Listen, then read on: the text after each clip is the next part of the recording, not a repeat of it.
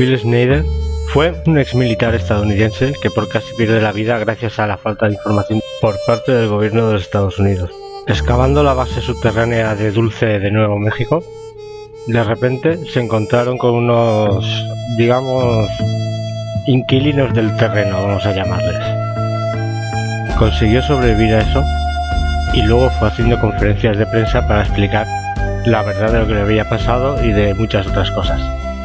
La última charla que vais a ver es la última que dio, ya que después el gobierno de los Estados Unidos, porque esto está demostrado, aunque digan que fue un suicidio y tal, es nada, eso está bastante claro además, pues se lo cepilló, añadiendo así pues una muesca más a su revólver. Sin embargo, su muerte no fue en vano, ya que dejó al descubierto una serie de hechos increíbles. Bueno, mejor que mirar.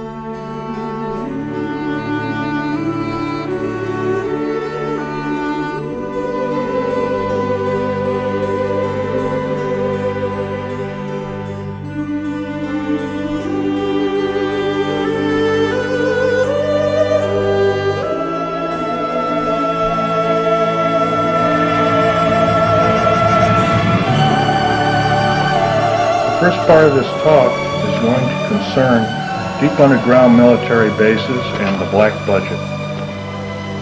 Let me first start by emphasizing the black budget. The black budget is a secretive group, basically a secret budget. It garners 1/4 of the gross national product, the entire gross national product of these United States. At present, the gross national product is around $5 trillion, so 1/4 of that's about $1.25 trillion per year. At least 1.023 trillion, and I say at least, is used in black budget programs like deep underground military bases.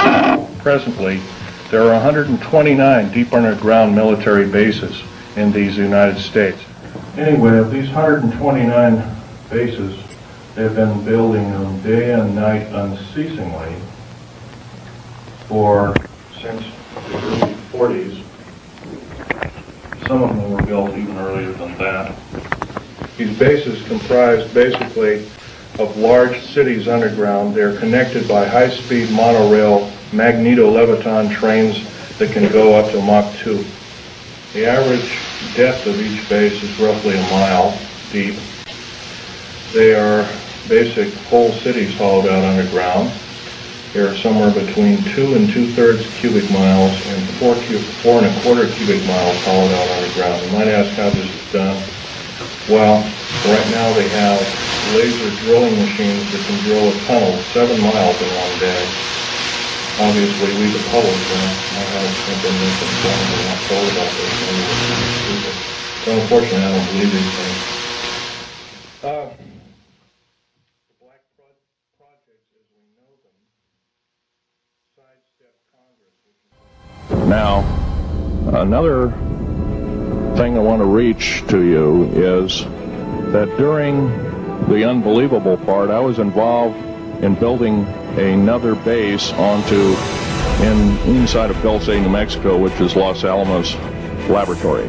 It's a biological laboratory. On the southwest part of the Archuleta Mesa, we built an underground facility, a better part of 3 cubic miles hauled out underground. Then to the southwest of that, we were in the process of the early stages of building. We drilled 4 large tunnel-like holes. Some of them ran 2.5 miles under the surface. Number of the original wells or drilling machines that were used were at the rate of up 2 miles a day. It was fairly rapid. The equipment kept coming up broken. So we wanted to go down, we wanted to send somebody down there, a human observer, or human observers in this case, to find out what was going on. Well, to our total surprise, first of all, the government knew all about it. They didn't tell anybody. When I saw Green Beret and Black Beret people encamped inside of our geologist camp, I knew something was up. The gig was up. First of all, I knew all about the alien agenda. I'll explain that in a few minutes.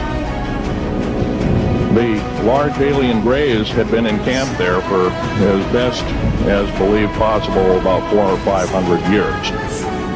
Had been one of their internal bases. And we drilled holes right on top of it.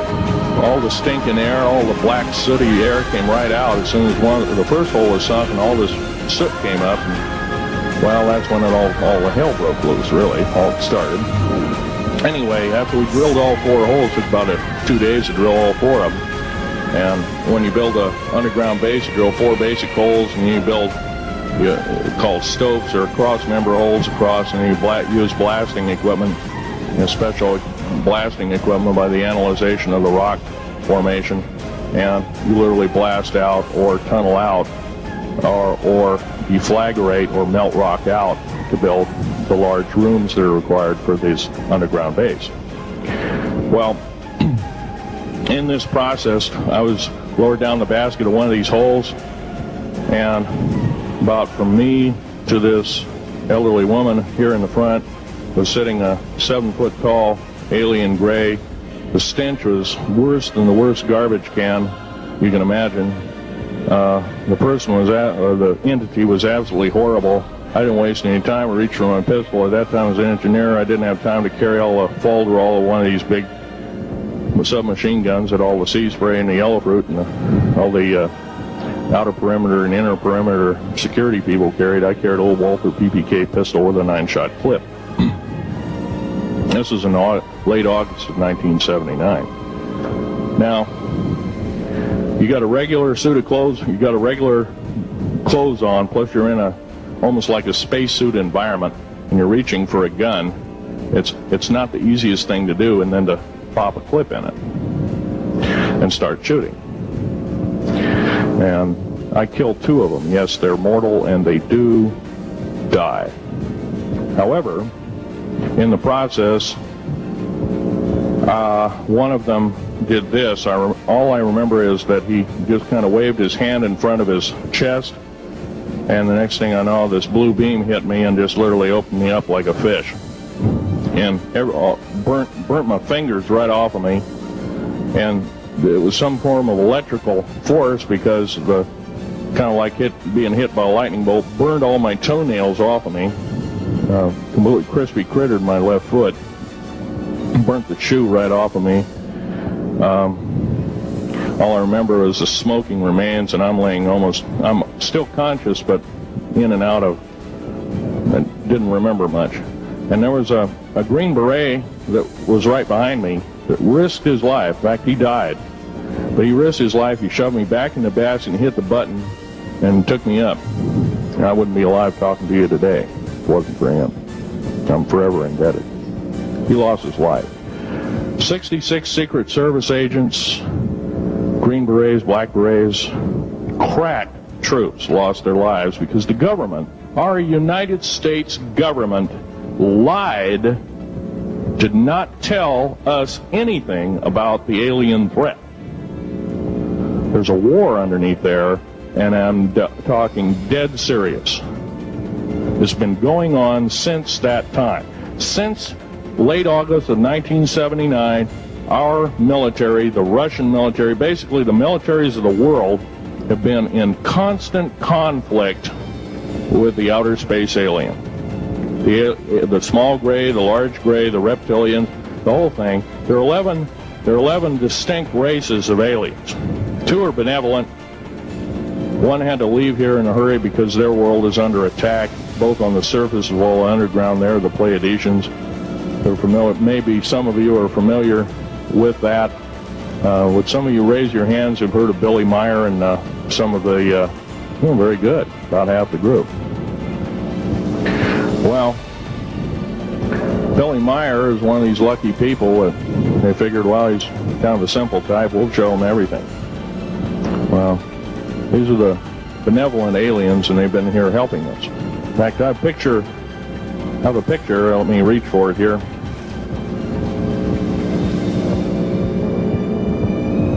I have a picture of one of the aliens been working for the United States Pentagon for the last 58 years. His name is Val Valiant Thor. He's right here. There's my father in the background.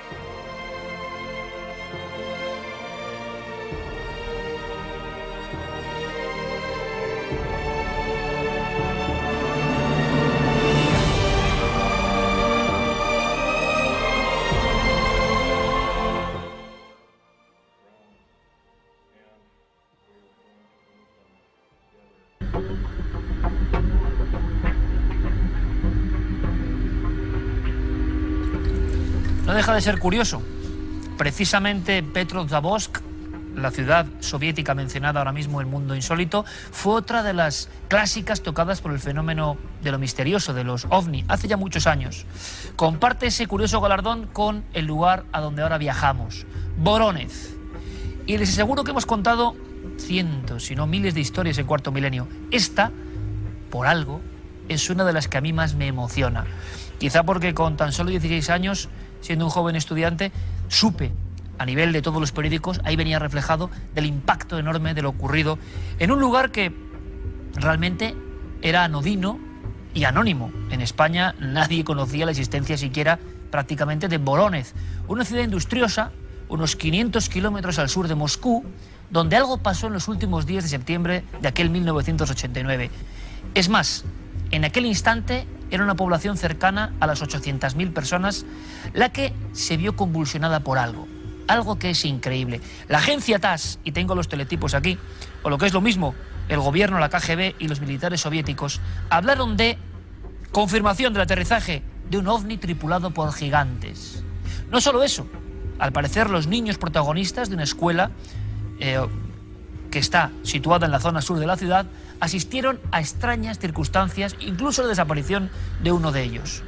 A los 2 días, la misma agencia TASS dice: los científicos soviéticos insisten en la existencia del ovni. Pero yo sé que ustedes se van a dar cuenta de hasta dónde llegó el asunto de Voronezh y luego cómo se ensombreció con el documento que les vamos a poner. Ese minuto con el que viajamos y nos transportamos a otros tiempos. Verán, Televisión Española, informativo, telediario, máxima audiencia, 9 de la noche, 9 de octubre de 1989. Toda España, pues en la cena, en los bares, en los trabajos, observando la gran noticia. El telediario abre con lo que ustedes van a ver ahora. El extraño suceso, ratificado por la milicia y científicos locales, tiene conmocionados, sin embargo, a los habitantes de la ciudad. Testigos presenciales señalaron que seres extraterrestres de 3 o 4 metros de estatura habían descendido de la nave, un enorme disco luminoso. Muchas personas vieron el disco luminoso posarse sobre el parque de la ciudad. 1, 2 o 3 humanoides salieron del ovni. Algunos testigos todavía tiemblan al describir los 3 o 4 metros de altura y la pequeña cabeza de estos seres.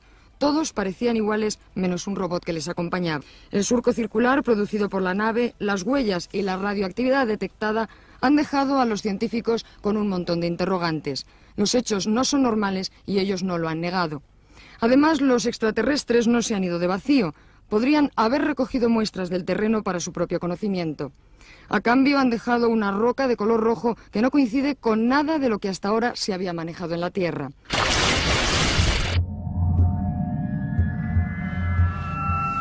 El mundo, el planeta entero, convulsionado por una noticia absurda, delirante, extraña, imposible y, añado yo, prodigiosa, maravillosa también. Ejemplo, bueno, lo vamos a vivir aquí, por eso vengo al set informativo, porque hay titulares inolvidables. Yo leí alguno de ellos en su día. Por ejemplo, revista Tiempo. Esta portada es como para no olvidarse, ¿verdad? Refleja perfectamente un semanario de política El caldo de cultivo de aquel mes de octubre del 89. Ya están aquí. Últimas revelaciones de una polémica que divide al mundo. Y eso es lo que había, polémica en torno a ese teletipo de la agencia TASS, que confirmaba, como si fuese el mismísimo gobierno, que seres de otro mundo habían tomado tierra. Vaya notición, y qué repercusión, y qué recuerdos, y qué titulares. Qué titulares además en nuestro propio país. ABC hace una de las portadas y de los reportajes más curiosos, además con unos seres de lo más extraños. ET en el país de los soviets.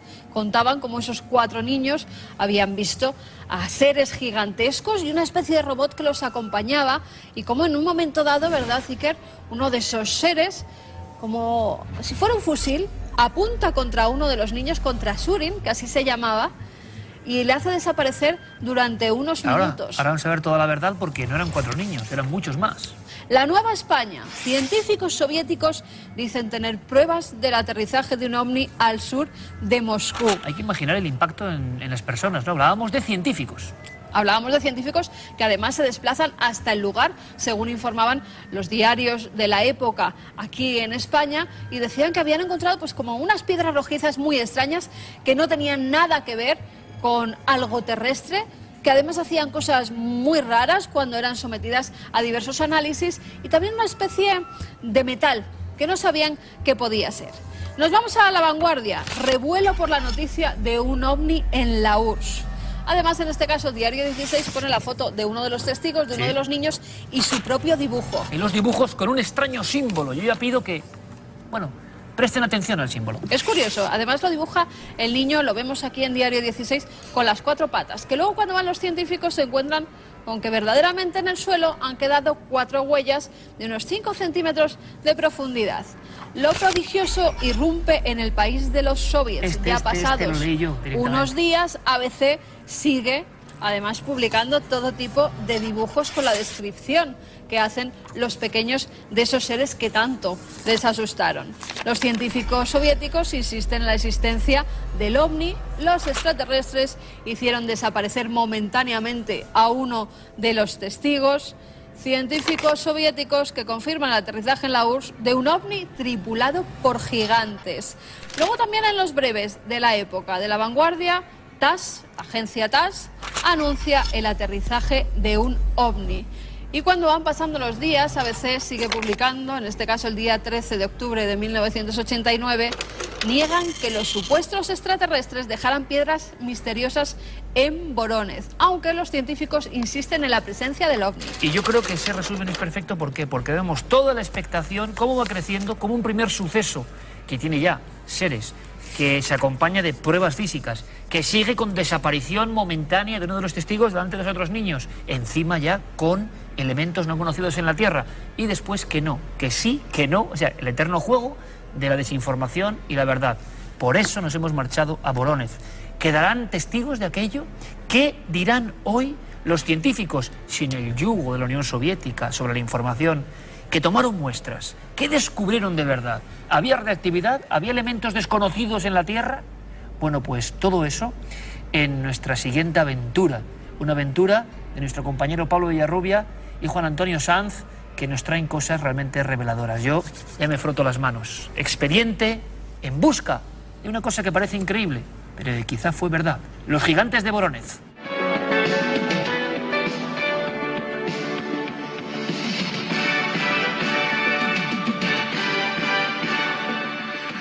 Numerosos científicos soviéticos estudian las huellas de un extraño fenómeno ocurrido en la ciudad de Vorónezh. De la nave salieron 3 seres. Estábamos todos muy asustados. Eran altos, más altos que la gente normal. Cuando ellos salieron de la nave, yo me quedé inmóvil. Aquí están las huellas del aparato. Medía unos 15 metros de largo. Más tarde entraron dentro de la bola. La nave comenzó a elevarse lentamente y desapareció. Cuando desaparecieron, me mareé.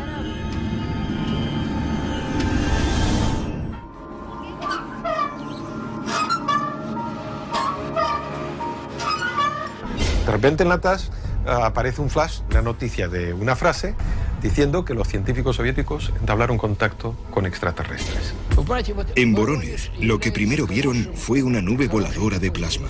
Se puede decir que más de un centenar de personas había visto algo. Psicólogos profesionales atendieron a los niños y no sintieron que estuvieran mintiendo.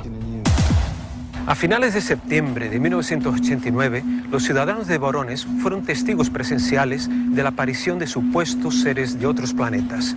Cuarto Milenio viene aquí a Voronezh después de 20 años de lo sucedido para reinvestigar uno de los casos más importantes de la ufología mundial.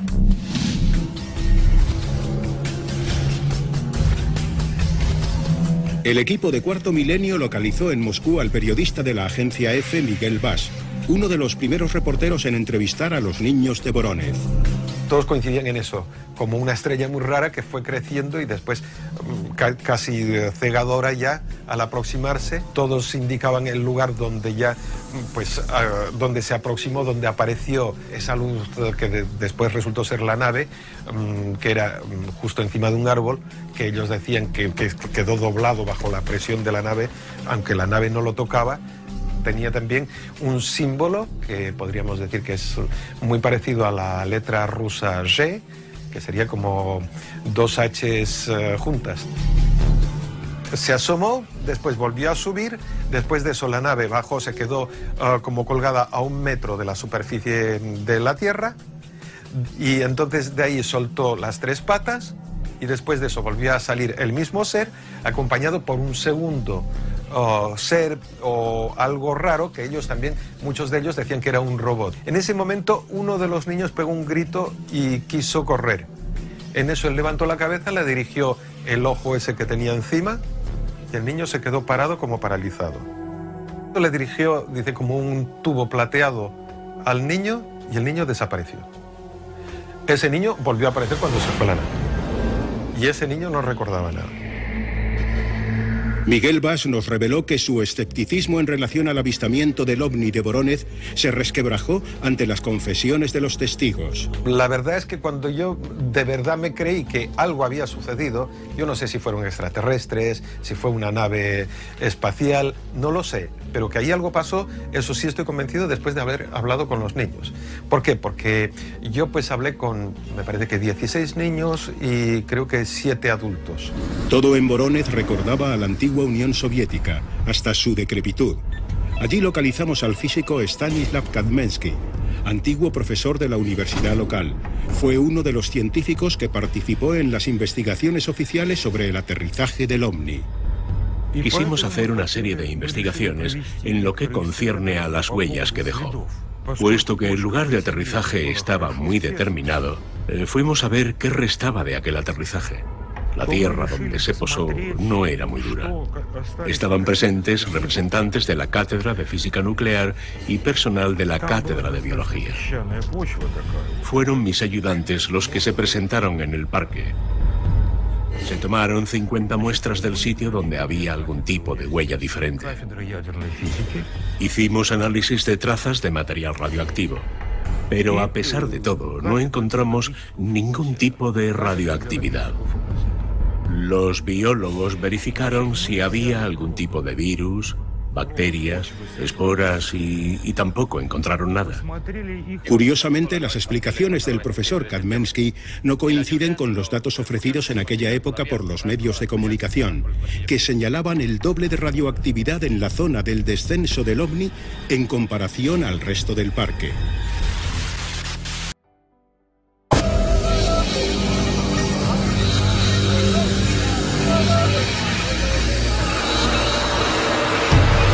Alguien enseñó cosas imposibles a los Dogon. Alguien les mostró secretos del universo que han sido constatados por la ciencia muchos siglos después de aquel encuentro. Un encuentro cara a cara con extraños seres que descendieron en sus barcos de luz. Ellos hablan desde entonces de un verdadero encuentro con los dioses. Y cada 50 años lo recuerdan, porque se sienten elegidos por aquellos que vinieron del cielo.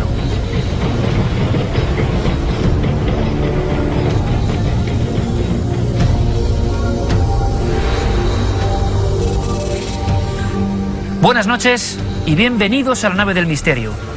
Este puzzle audiovisual que ustedes acaban de contemplar es eso, piezas, ensamblaje de un misterio enorme, un misterio clásico. Y es curioso que llevamos 7 temporadas de Cuarto Milenio y por alguna cuestión que tampoco logro entender no hemos tocado el asunto de los dogones, ni más ni menos. Clásico, repito, de la astroarqueología, de las visitas quizá de dioses desconocidos en algún tiempo, de la conexión entre estos y los humanos, de tradiciones antropológicas impresionantes, de descubrimientos en el espacio de algo que era imposible, conocimientos extrañísimos. Bueno, todo eso nos lo van a contar dos buenos amigos que han tenido la oportunidad de estar en un lugar, en Mali, en el país Dogón, que por cierto además está la cosa delicada, o sea que tienen doble interés y doble valor estas imágenes obtenidas muy recientemente por nuestro amigo el psiquiatra José Miguel Gaona, que tuvo que pasarlas de Caín en alguna ocasión para llegar hasta estos documentos. Te lo agradezco muchísimo que nos los brindes y que gracias a las imágenes, José Miguel, podamos aprender un poco, digo sin equivocarme creo, de un tema, de un misterio de los clásicos de verdad del siglo XX, ¿verdad? Buenas noches. Hola, ¿qué tal? Muy buenas noches. Sí que la verdad es un misterio precioso. ¿Cómo es posible que una cultura aparentemente tan atrasada, africana, con unos medios técnicos realmente tanto penosos, tuviese unos conocimientos tan elevados sobre astronomía? Realmente es uno de los grandísimos misterios que se ha planteado. Además, científicos de la talla incluso de Carl Sagan, por ejemplo, lo han discutido y no han llegado realmente a ninguna conclusión especialmente válida. Porque, José Miguel, si te parece, damos el primer titular ahí. Uno de los grandes misterios de estos dogones es que sabían cosas de ciertas estrellas sin telescopios, sin posibilidad científica de observar. ¿Y cómo era posible? Pues es uno de los grandes misterios. Es decir, evidentemente casi toda la mitología astronómica del país Dogón gira en torno a Sirio. Eso no sería quizá realmente muy interesante o especialmente llamativo, dado que en otras culturas, por ejemplo los egipcios, pues también tienen una consonancia de conocimientos a esta estrella. Pero una estrella importante en la antigüedad. Una estrella muy importante en la antigüedad, muy visible, es una estrella de primera magnitud que se puede ver a simple vista. Todo ello sería anecdótico, excepto que una serie de detalles, como por ejemplo, el que Sirio tuviese un satélite, que ellos lo denominan Po-Toló. Toló en Dogón quiere decir estrella. Po es una gramínea, una semillita pequeñísima, que es la partícula más pequeña que ellos conocen de la naturaleza. Por esto lo llaman justamente el Potoló, lo más pequeño. Uno de los 4 satélites que tiene Sirio en derredor. Y este Potoló tiene una magnitud de 8,5, es decir, es absolutamente imposible verla a simple vista. Y en Occidente, para que os hagáis una idea, no se descubrió hasta 1862. Y sin embargo hay indicios que hacia el año 1300 después de Cristo, en el país Dogón, ya se tenía conocimiento de dicho satélite, un satélite que es absolutamente imposible, como digo, de poder ver, de poder prever, ni directa ni tampoco indirectamente. José Miguel, ¿quieres decirme, y ahora iremos a la aventura personal, que han vivido dos buenos amigos, repito, el otro lo tienen ya aquí, otro viajero, otro buscador de misterios, nuestro querido amigo Jesús Callejo? Bienvenido, buenas noches. ¿Qué tal, Iker? Muy buenas. Ahora nos vas a contar algunas cosas del impacto que tiene todo este hallazgo para el mundo del misterio, ¿te parece? Sí, sí, sí. Pero antes, resolvamos esta primera madeja que es apasionante. ¿Me quieres decir, José Miguel, que en los ritos, en la cultura oral, pictórica, artística de esta gente, perdidos en un rincón del África y sin muchos medios, había no solo ese, sino algunos misterios más en torno a esa estrella y que van de bruces, digamos, con los conocimientos lógicos, ¿no? Efectivamente. Por ejemplo, los conocimientos son de tal calibre que ellos saben que Potoló, este satélite que gira en torno a Sirio, uno de los 4 satélites, lo hace en aproximadamente un periodo de 50 años. La astronomía, prácticamente a finales del 19, principios del 20, concluyó que realmente sí, lo hacía en 50,4 años, es decir, un error prácticamente, vamos, ni del 1%, y es algo que con ningún medio técnico que ellos tuvieran, vamos a dejarlo claro además, es decir, los Dogón, lo más cercano que tienen la tecnología es, no sé, un destornillador, no un gran telescopio como estos del final del siglo XIX. Pero va más allá todavía. Ellos también postulan en sus creencias, en sus tradiciones, que Potoló, este pequeño satélite totalmente invisible al ojo humano desnudo, está compuesto de una materia que se llama ságala. Ságala es la materia más pesada que se conoce para ellos en su tradición en el universo. Pero es que luego los astrónomos también han concluido que este satélite de Sirio justamente está constituido de una materia tremendamente pesada de la que no se sabe todavía de qué materiales en un momento dado la componen. Lo más pequeño, José Miguel, lo más pesado. Y lo más pesado. Coincide. Y coincide. La ciencia después descubre Sirio con diferentes letras, ¿no es así, Jesús? Diferentes satélites, Sirio B, pero mucho después de que estos hombres del país Dogón ya lo supieran. ¿Cómo encaja todo esto en el mundo del misterio? ¿Cuándo se descubre? ¿Quién es un poco el que dice, cuidado que este pueblo sabía cosas imposibles? ¿Cómo llega esto al mundo de los enigmas, Jesús? Pues llega a través de un antropólogo francés, que es el que desvela pues todo este sistema siriano de Sudán, como así lo llamó Marcel Griol, este antropólogo francés que se acerca en el año 1931, pues pensando que se iba a encontrar con una etnia más en África atrasada, analfabeta y que tendría los conocimientos lógicos de su estado evolutivo. Y sin embargo se empiezan a dar cuenta que los Dogón, no todos, sino más bien el Ogón, es decir, el jefe espiritual, el que ejerce de chamán, los elegidos, tienen un tipo de información sorprendente. Sorprendente porque a pesar, y esa es la paradoja, de que posiblemente era la etnia más atrasada dentro de Mali y dentro de todas las etnias que hay, incluidos los peules, los bambara, los gozos, pues ¿cómo podían tener esos conocimientos astronómicos? Son un poco los que acaba de describir José Miguel. Y esos conocimientos eran más que sorprendentes. ¿Por qué? Porque hablaran de Sirio A, Sirio A era conocida por todos y se veía. Es la estrella más importante y más visible de la constelación de Can Mayor. Pero que hablaran de Sirio B y de Sirio C, como luego se fue demostrando posteriormente, es decir, que los nombres que se iban dando luego encajaban en eso. Muchos de estos datos se han ido descubriendo y demostrando poco a poco. Hay algunos que todavía no, porque cuando ellos les preguntaban ¿de dónde vienen estos conocimientos? Ellos decían, vienen de nuestros dioses instructores, de los gnomos o numos, como llaman ellos. ¿Y de dónde proceden ellos? Dice, hablan de Sirio, pero de un sitio concreto. Ellos hablaban que vendrían de un planeta que orbitaría alrededor de Sirio C, que sería esa estrella de las mujeres. Una cosa más, antes de que José Miguel nos enseñe y nos cuente algo que son esas pequeñas cosas, ¿no? Que, bueno, están viendo ornamentos, extrañas máscaras. Ahora contaremos por qué. José Miguel se ha traído de ese viaje, con bastante aventura y peripecia, repito, una pequeña cosa. Y a veces lo pequeño da un impacto tremendo. Yo cuando he visto un dibujo he dicho, uff, aquí hay toda una historia, ¿no? Porque Jesús, hay que decir, antes de describir esos seres y quiénes eran los que habían dado ese conocimiento en tiempo antiguo, ¿cuándo en concreto? Hay que decir una cosa, el impacto brutal en el mundo del misterio llega cuando este antropólogo hace ese corpus de conocimientos y esto de inmediato se va a convertir en polémica, imagino, y segundo, en un clásico de lo que sería la astrología en el sentido de dioses antiguos visitaron algunos puntos del planeta y dieron conocimientos imposibles. Sí, así es, porque aquí no estamos hablando de unos mitos más o menos difusos, abstractos, que luego tú tienes que interpretar.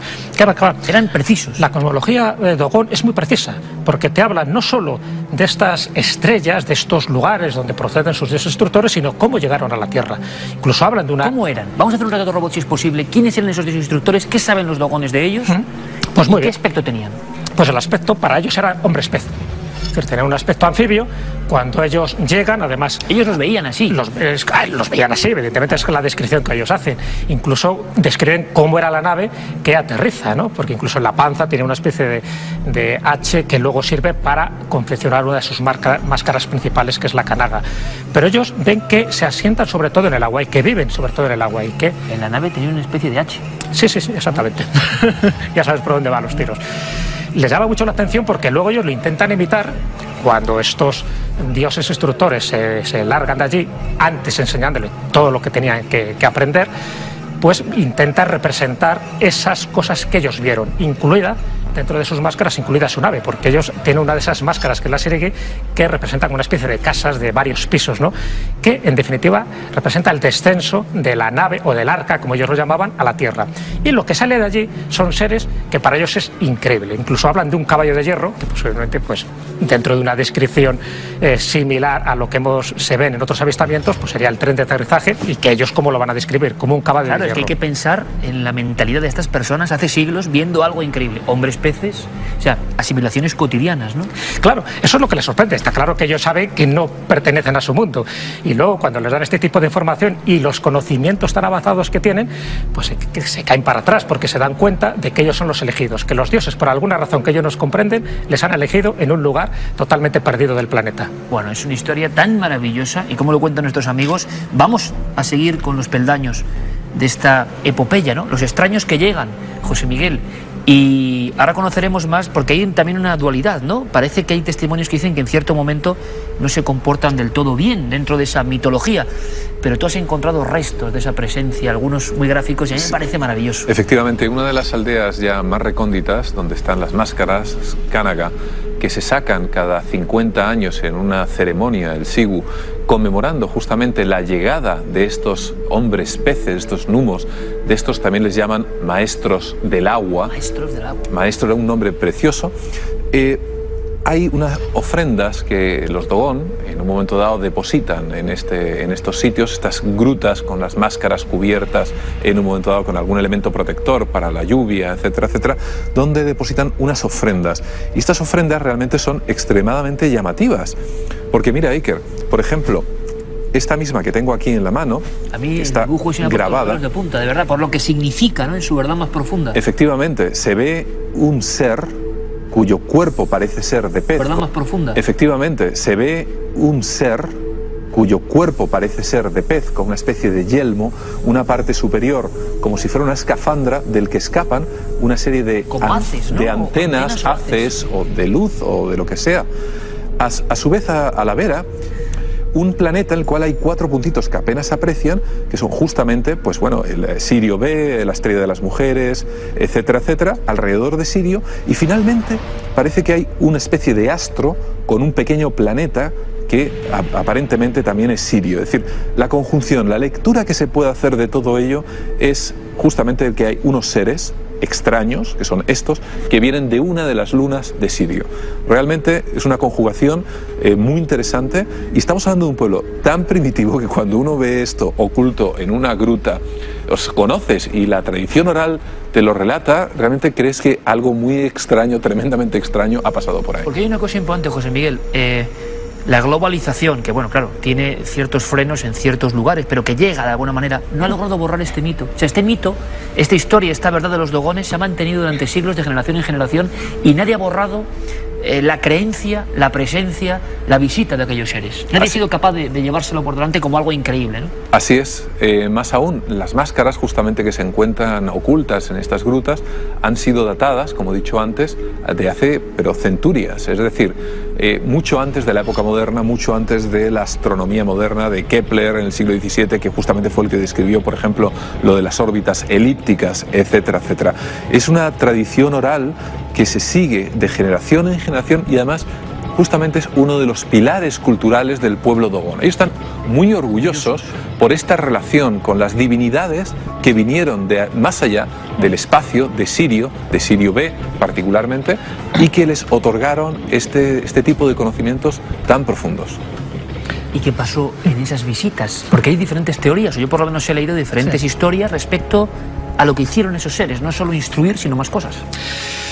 Bueno, actuaron como seres civilizadores. Lo que pasa es que estamos hablando de una época relativamente temprana en el tiempo. Cuando se habla de dioses anfibios en otras mitologías, como puede ser la babilónica con Oanes, estamos hablando ya de milenios. Pero es que aquí, siguiendo precisamente esa datación que comentaba José Miguel, es decir, a través de las máscaras de estas ceremonias que se realizan cada 50 años, pues puedes saber cuándo empezó la primera ceremonia. Y más o menos ocurrió alrededor del siglo XI de nuestra época. Cada 50 años la ceremonia continúa como algo clave en la historia de este pueblo. Siguiendo ese rastro de que hacen máscaras específicas para cada ceremonia de Sigi, pues llegaríamos a ese siglo XI, que es cuando parece ser que tuvo ese avistamiento, esa gran ceremonia cósmica donde estos dioses se manifiestan delante de sus súbditos, porque en el fondo hacían eso.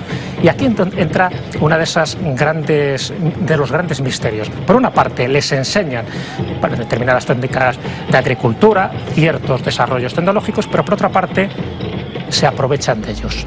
Es decir, no es todo lo que hacen es para su bien, sino que de alguna forma los vampirizan, y utilizo esta palabra en todo su sentido.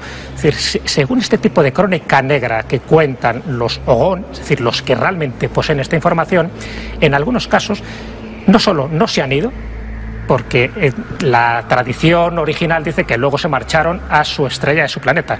Algunos todavía se quedaron allí, y esos que se quedaron siguen alimentándose de alguna manera de algunos Dogon que los capturan, los secuestran y luego vuelven y desaparecen. Es decir, que no se sabe nada de ellos, pero desde luego no tienen ningún tipo de consecuencia positiva lo que les suelen hacer.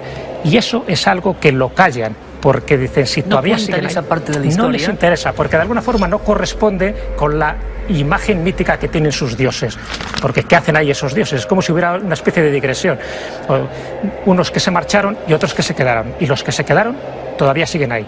Y ahí entra otro de los aspectos interesantes. Según Robert Temple, que es el que ha escrito una monografía sobre el misterio Dogon, dice que cuando se van, se quedan en el sistema solar, y que el lugar donde ellos tienen como su centro de operaciones, donde van y vienen con cierta frecuencia, es en un satélite de Saturno, en Febe, que sería esa estrella de la 10ª luna de la que hablan, y que por lo tanto tendría muchas más implicaciones astronómicas de lo que pensamos, porque también decía que tiene una órbita irregular, como efectivamente luego se demostró que este satélite tiene una órbita irregular. ¿Y cómo pueden tener estos delirios, aberraciones místicas, mensajes alucinantes este pueblo en concreto? ¿Cómo han construido todo esto?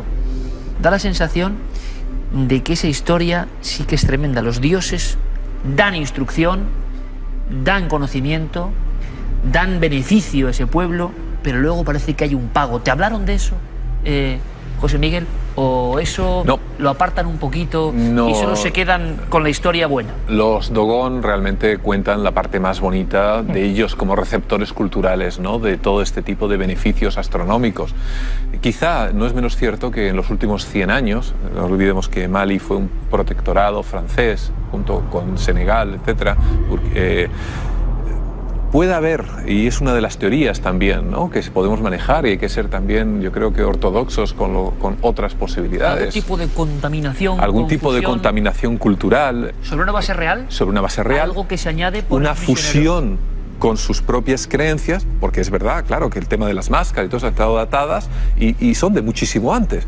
Y que luego finalmente Marcel Griot y otros investigadores a posteriori hayan descubierto esta mezcla, esta mélange de conocimientos de una cosa y de otra. Desde luego, lo que sí es cierto es que al menos hoy en día los Dogon, por esta tradición oral, parecen bastante sinceros. Es decir, por lo menos ellos creen en lo que dicen. Es decir, no da la impresión en un momento dado de que te están tomando el pelo. Son muy creyentes, de hecho hacen sus ceremonias totalmente íntimas al respecto con su propio pueblo. Es decir, no es un show para los turistas. Es una zona además hoy en día realmente complicada. Ha cambiado, es muy difícil acceso, porque toda la zona en derredor está en manos de Al-Qaeda, Jené, Mopti, Tombuctú. Ha habido además últimamente refriegas en esa zona. Ahora me vas a contar algo más, José Miguel, porque tú has estado allí filmando y verán algunas imágenes que a mí me han impresionado, a ver si les ocurre lo mismo, porque Jesús estuvo hace 12 años en Mali, en el país Dogon. ¿Y qué fue lo que más te impresionó de ese viaje a nivel visual, quizá? El recuerdo más firme de toda esta historia que a ti te dijo, aquí hay algo de verdad.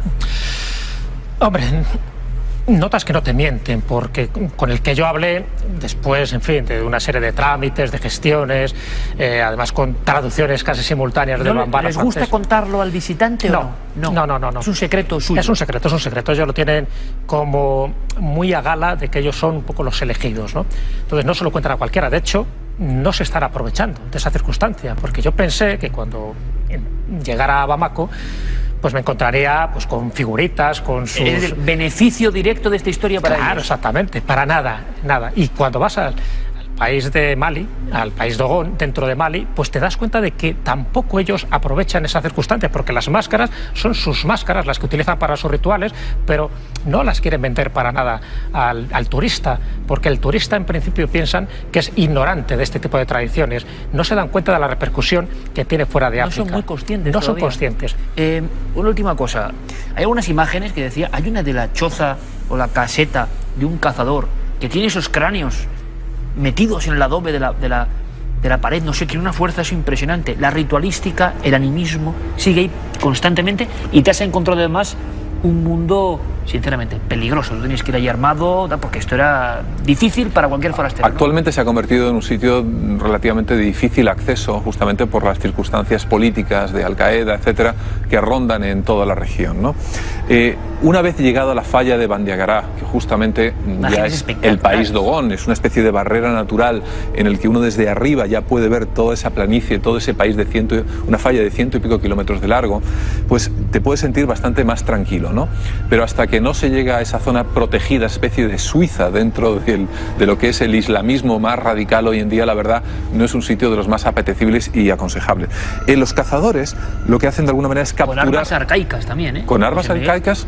Me encontré justamente con un cazador que además aventuraba un rifle de avancarga, pero no solamente eso, sino que él mismo fabricaba la pólvora, porque está en un sitio totalmente aislado, es decir, absolutamente en medio de la nada. De hecho, el coche 4x4 con el que suelo circular por allí se quedó tirado por un problema de tierra en el depósito de gasolina y estuve 2 o 3 días en un paraje totalmente inhóspito esperando que llegara un mecánico desde Bamako a 800 kilómetros de distancia. Es decir, pensé en un momento dado en beber el agua del alrededor porque se empezó a agotar el agua. Es decir, es un sitio realmente no muy aconsejable para almas débiles. O sea, uno no llega al país Dogon siguiendo la pista de los grandes misterios y se encuentra la jefatura de turismo, los puestos. No, esto sigue siendo auténtico. Sigue siendo un viaje auténticamente de aventura en el que hay cazadores de verdad que cuelgan los cráneos en un momento dado para capturar el espíritu de sus víctimas animales en un momento. Y además es curioso porque hacen una ceremonia también una vez que lo cazan, de alguna manera como pidiendo perdón. Eso también es frecuente en ciertas tribus primitivas, pidiendo perdón al alma del animal por haberlo cazado, pero no es menos cierto que no cazan por deporte, ninguno de ellos por razones obvias, sino para alimentarse. Que es curioso, José Miguel, también, ahí tenemos uno de los ritos que al parecer viene desde el Paleolítico, ¿no? El congraciarse con el alma del amigo animal que ha sido sacrificado para dar vida a la prole. Ha sido un viaje maravilloso, un viaje fantástico, de verdad. Yo creo que el público lo ha disfrutado.